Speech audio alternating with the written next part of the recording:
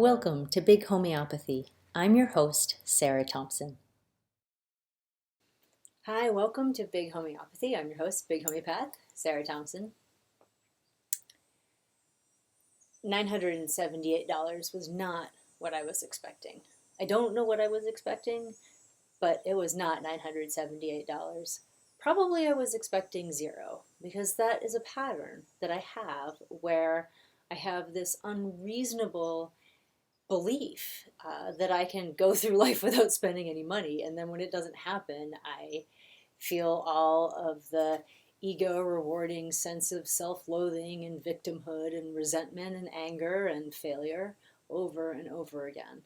And I feel the sensations that come with that weight of a brick in my chest where my lungs should be, that dancing of heat on my skin like a flame, the tightness in my jaw and in my forehead.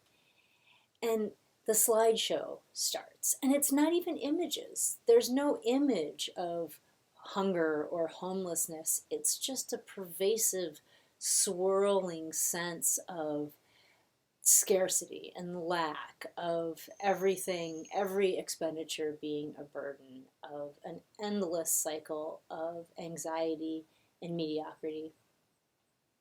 And when I try to conjure up some actual images of what is the fear set, what is the worst thing that can happen, all I see is that wolf of my imagining, that wolf that sucks all the joy out of life and just brings pain, and it's completely in my head.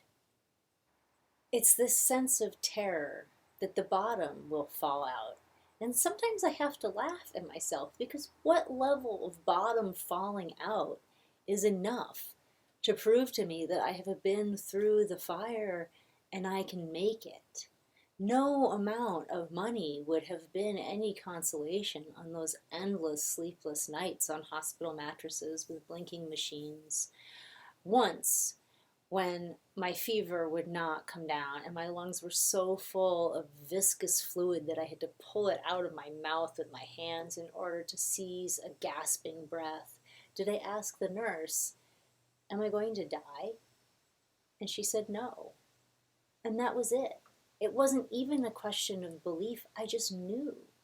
I knew in all of those hours of just not thinking I could go another minute without seeing my children or feeling the sun on my skin, or just keening pain and choking impotence at being caged beast in my own skin. I never doubted that I would draw another breath and then another. And yet, daily I forget what measure of grace is enough to make me grateful. What magnitude of deliverance is enough to earn my faith? How awesome must the power be before I am humble? How can I cast this one ring of egoic attachment into the fire so that the good things of the field can live in peace? Pain is always leaving. Indeed, it's already gone. Byron Katie writes about this, that in the time that it takes me to point my eyes at the pain is already past, and I have to conjure up that moment anew in order to justify looking at it. And when am I going to know? When am I going to remember that there's always enough?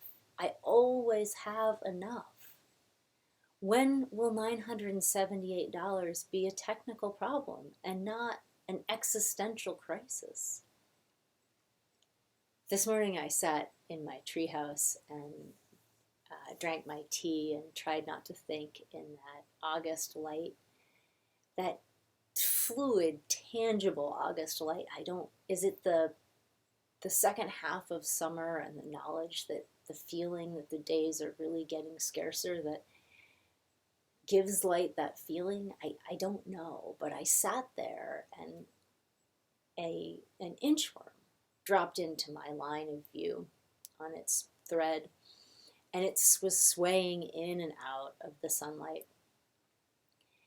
And I was transfixed by the translucent shimmer of this bright green thing, and I had this thought: this is my abundance.